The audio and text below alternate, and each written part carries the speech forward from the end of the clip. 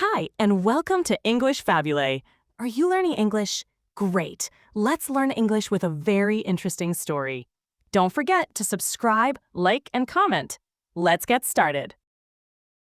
The year was 1948.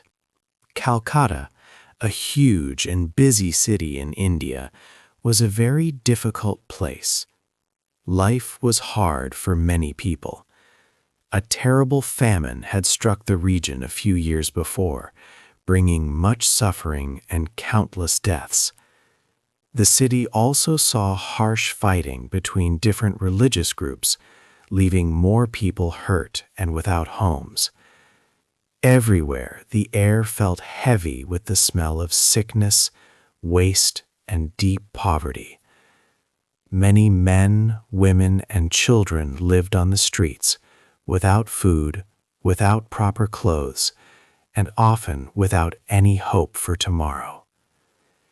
In this broken city, a small nun named Mother Teresa made a brave and life-changing choice. She decided to leave the safety and comfort of her convent. It was a pivotal, almost terrifying moment. She stepped out into the dirty, crowded lanes and deep slums of Calcutta.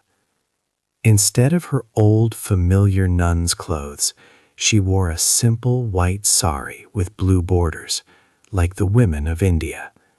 She carried almost nothing, only 5 rupees, a very small sum of money, and a powerful belief. She felt a clear call, a special message from God, telling her to serve the poorest of the poor. She understood this meant living among them and sharing their daily struggles. This was not an easy path. Outside the convent walls, immediate danger was everywhere. Sickness like cholera and leprosy was common and quickly took lives. People were often left to die alone on the sidewalks. The overwhelming smell of death and disease filled the narrow streets. It seemed impossible for one woman, alone and with so little, to make a difference in a city of millions. The odds were against her. During those first months, she begged for food and other supplies. She was often hungry and tired. Sometimes the idea of returning to the calm and secure convent was a strong temptation. She felt alone and full of doubts, but Mother Teresa chose to stay.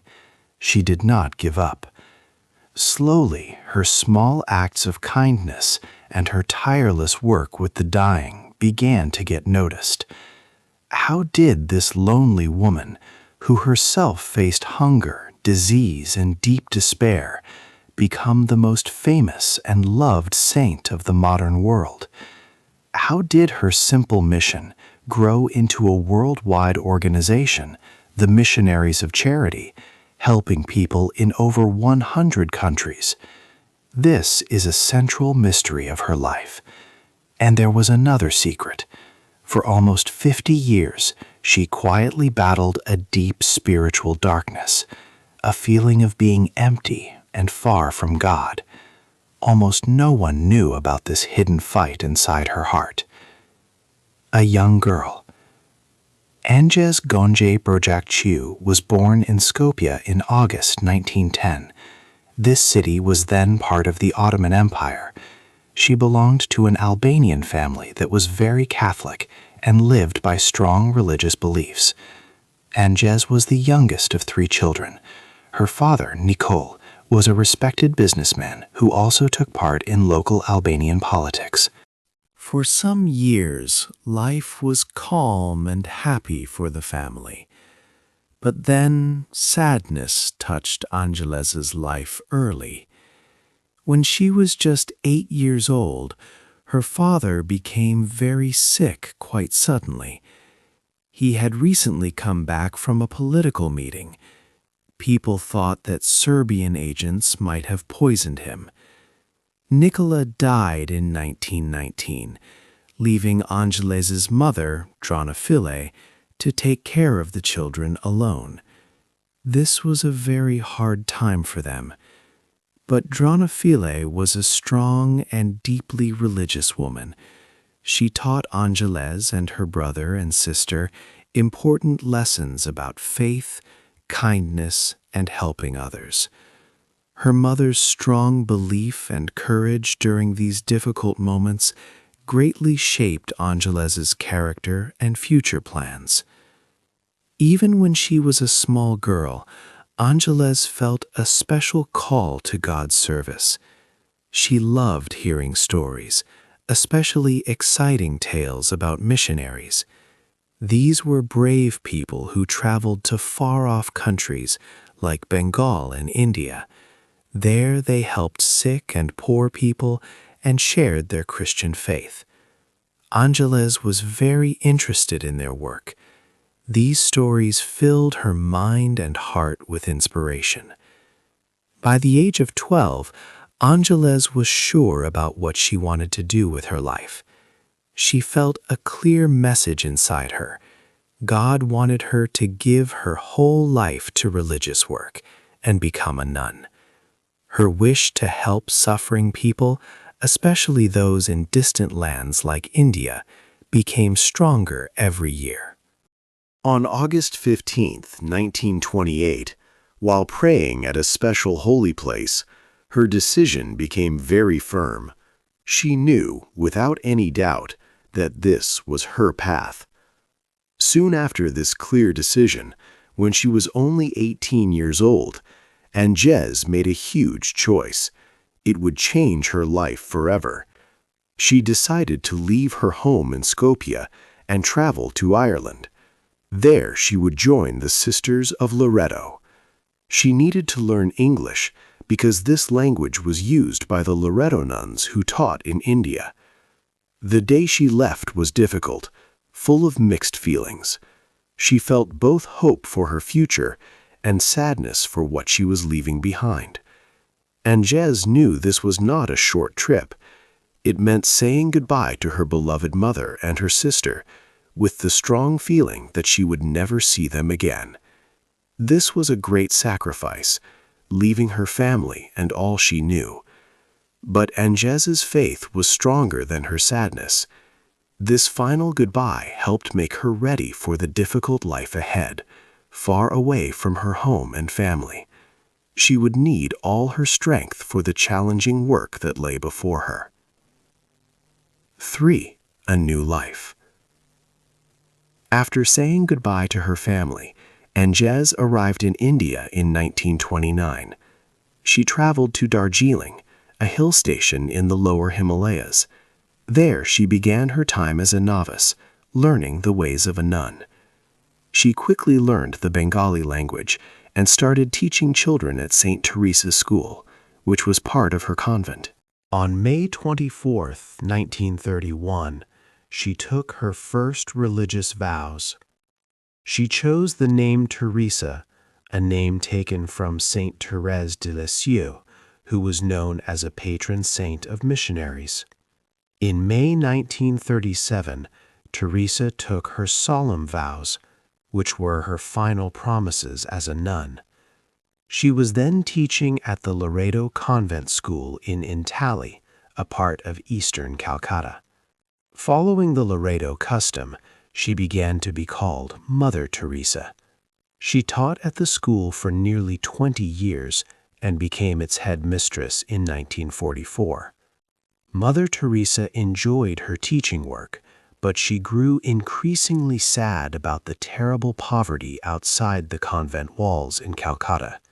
The Great Bengal Famine of 1943 caused much suffering and death in the city. Also, in August 1946, there was a period of severe violence between Muslim and Hindu communities. These events deeply affected her. Then, on September 10, 1946, Mother Teresa had a profound experience. She described it as the call within a call. She was on a train journey to Darjeeling for her yearly spiritual retreat. During this trip, she heard a divine command inside herself. She felt that God was telling her to leave the safety of the convent. She was to go and live among the poorest people and serve them directly. She understood this as a direct order, believing that if she did not obey, she would be failing her faith. Following this powerful call, Mother Teresa faced a hard struggle to get permission from the church hierarchy. It took time and effort. Finally, in 1948, she was allowed to begin her new mission. She made a significant change, taking off her traditional European Loreto habit, income, and had to beg for food and other basic supplies. She felt great doubt and loneliness during this time. The temptation to return to the comfort and security of the convent was strong. She wrote in her diary about how her arms and legs ached from walking endlessly, searching for a home for the needy and looking for food and health for them. She understood the deep pain of the poor, but she held firm to her choice, made out of love for God, and would not give up. On October 7, 1950, the Vatican approved her new religious group, which she named the Missionaries of Charity. Its special purpose was to serve the hungry, the naked, the homeless, and all those who felt unwanted. 4. Work in the streets. After leaving the comfort of the convent, Mother Teresa began her new work in the busy streets of Calcutta. In 1950, she officially started a new religious group called the Missionaries of Charity. This group had special permission from the Vatican. Their main goal was to serve the poorest of the poor. These were people in the city's slums who often felt unwanted, unloved, and forgotten by everyone. They were truly on their own. Only 2 years later, in 1952, Mother Teresa opened her first hospice. It was a place for people who were dying and had nowhere else to go. With help from Calcutta officials, she turned an old, unused Hindu temple into this new home. She named it the Kalighat Home for the Dying, later known as Nirmal Hriday, which means Home of the Pure Heart. Many people were brought to this home in terrible condition, often very sick and neglected. Mother Teresa wanted to give them what she called a beautiful death.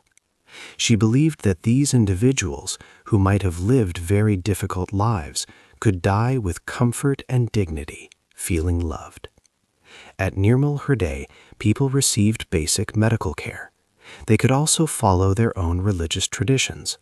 Muslims were given the Quran to read, Hindus received water from the sacred Ganges River, and Catholics could have their last rites. She taught that a beautiful death is for people who lived like animals to die like angels, loved and wanted. Her selfless work slowly became known beyond Calcutta.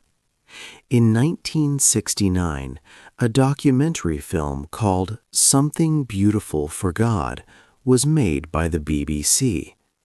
This film brought Mother Teresa to global attention. During the filming, the crew faced a problem. The hospice was very dark, and they feared the footage would be unusable. However, when the film was processed, it appeared very bright.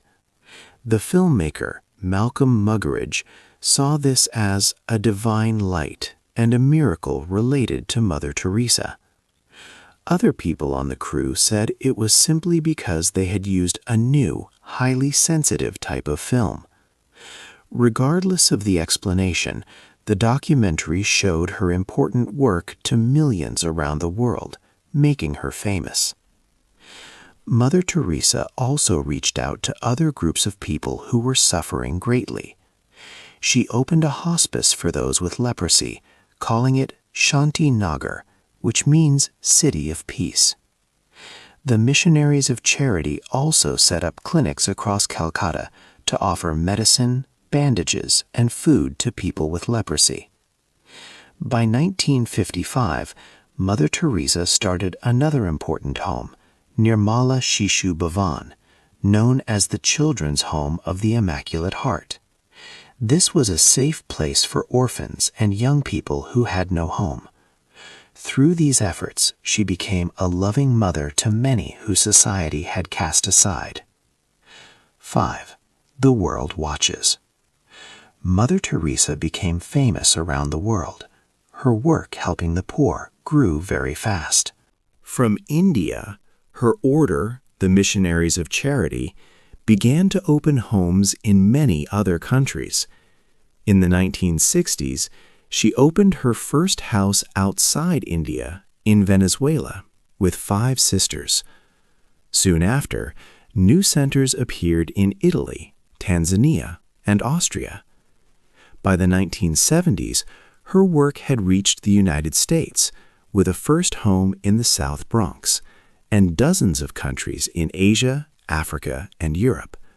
Her small group of sisters grew to thousands, working in more than 100 countries. They cared for refugees, the disabled, the old, the poor, the homeless, and victims of disasters.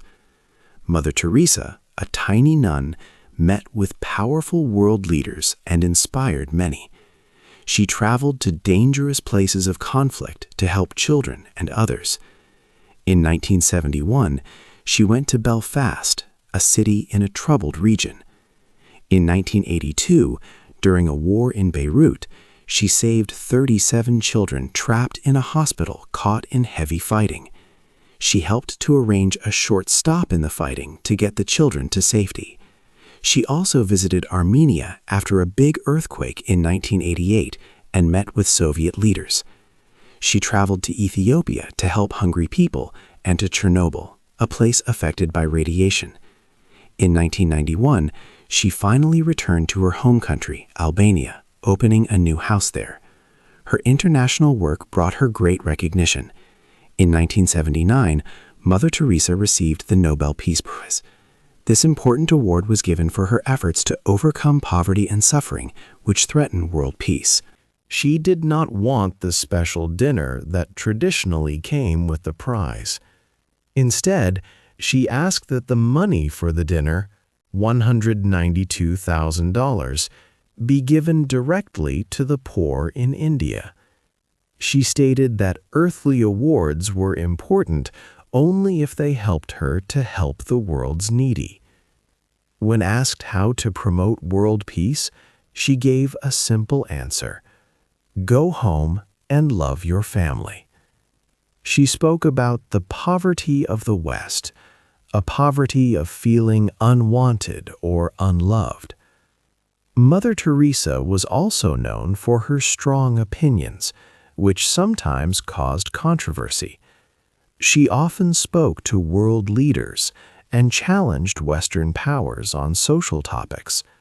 She shared her views on issues like abortion and the importance of the family unit. She firmly believed that abortion was the greatest destroyer of peace today. She once said that if a mother could end her own child's life, then there was nothing to stop people from harming each other. She continued her global work, reaching many people, even when some did not agree with her strong public statements.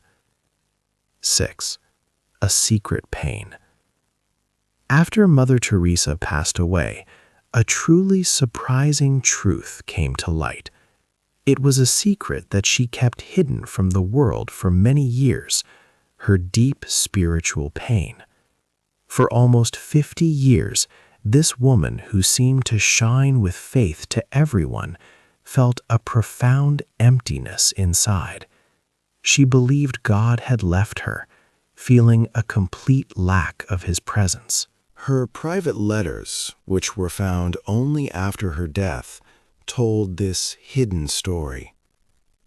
In these letters, she confessed her inner struggles. She wrote about a feeling of deep emptiness and darkness. She asked, "Where is my faith?" Even deep down, there is nothing but emptiness and darkness. She also wrote, "If there be God, please forgive me." She described how her thoughts, when she tried to pray, came back to her like sharp knives, hurting her soul. This intense spiritual dryness stayed with her for nearly 5 decades, almost until the very end of her life. This was very different from the image the world had of her. To most people, Mother Teresa was a powerful symbol of faith and hope. She spoke about God's love and showed it in her actions every day. But her letters showed that inside she felt abandoned and alone in her faith. This was a great irony. A person who gave so much faith to others had so little herself. Mother Teresa wanted these letters to be destroyed. She was worried that if people read them, they would think more about her personal struggles and less about Jesus, whom she served. However, these important letters were saved. Later, they were collected and published in a book titled Mother Teresa, Come Be My Light. This secret pain, though, did not make her weak. Instead, it made her work even harder. This was a paradox. Her own suffering helped her to understand the pain of the poor and sick around her. She saw her spiritual struggles as a way to share in the great suffering of the people she served. She believed that by experiencing this inner darkness, she could truly be one with the forgotten and unwanted, feeling what they felt. There was a short time when her faith returned, after Pope Pius XII died in 1958. She felt relief from the long darkness, but this feeling lasted only about 5 weeks before the emptiness came back. This shows how strong and persistent her inner battle was. Later, an important leader, Pope Benedict XVI, spoke about Mother Teresa. He said that the time she spent in prayer, even with her deep doubts, was the true source of her loving service to others. Her inner battle, this secret pain, was not a barrier, but a powerful force that drove her to help the poorest of the poor. It made her mission even more profound and her dedication unshakable. 7. Hard questions. As Mother Teresa's fame grew, so did questions about her work. Some people spoke out, raising concerns about the care in her homes. Critics like Canadian academics Serge Larive, Genevieve Chenard, and Carol Seneschal said that her centers received many donations, but often did not have good medical care or enough pain medicine. They also suggested that Mother Teresa believed suffering was a gift from God, and that her approach to care reflected this belief rather than modern medical practices. A well-known critic was journalist Christopher Hitchens. He argued that Mother Teresa was not truly helping the poor, but was a friend of poverty. He claimed she thought suffering was good, and that she wanted to increase the number of Catholics, not just ease people's pain. Hitchens also pointed out that while she spoke about the value of suffering, she herself received advanced medical care for her serious heart problems, which he called hypocrisy. However, others defended her work. Navin Chawla, her biographer, said that Mother Teresa's homes were meant to offer comfort and dignity to those rejected by hospitals, not to be hospitals themselves. He also said that her own hospital visits were often against her wishes, as she preferred to focus on her mission. Sister Mary Prema Pirik, a leader in her order, added that if someone needed hospital care, they were indeed taken there. She also stated that the order's goal was always to alleviate suffering. During these years, Mother Teresa's health became worse. She had a heart attack in Rome in 1983. In 1989, she had another heart attack and needed a pacemaker. After getting pneumonia in Mexico in 1991, her heart problems continued to worsen. She even offered to step down as the head of the Missionaries of Charity, but the sisters voted for her to stay, showing their trust in her leadership. In April 1996, she fell and broke her collarbone. A few months later, she got malaria and had more heart failure. Her health was clearly failing quickly. Archbishop Henry Sebastian de Souza of Calcutta became worried. He thought the devil might be attacking her because of her severe health issues. With her agreement, he asked a priest to perform an exorcism. Despite her many health problems and the criticisms, Mother Teresa showed great strength. She refused to stop working, even as her body became very weak. Even after her serious falls and illnesses, she continued her mission to help the poorest of the poor. Finally, on March 13, 1997, her failing health led her to resign from her role as head of the Missionaries of Charity. She passed away on September 5 of the same year. 8. The end of the story. Mother Teresa's health became very weak after many years. She had heart problems and other illnesses.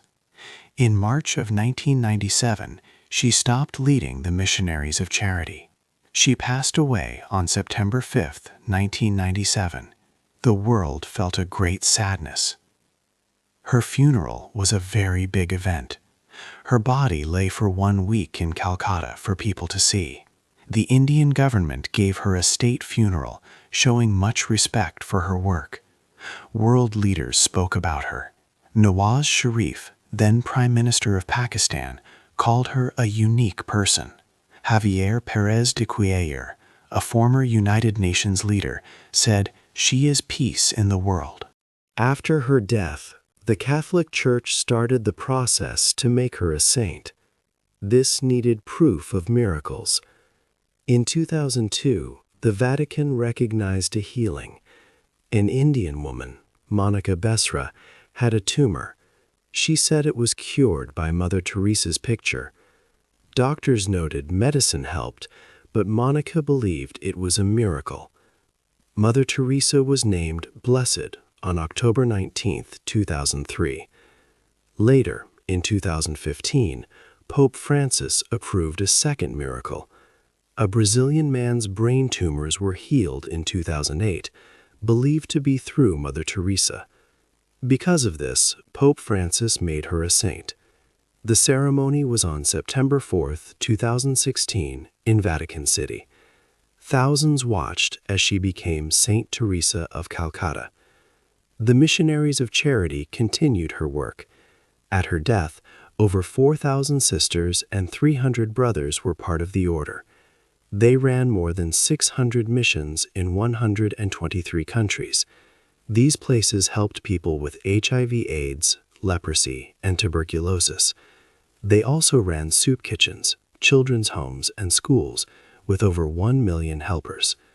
Her legacy is still talked about today.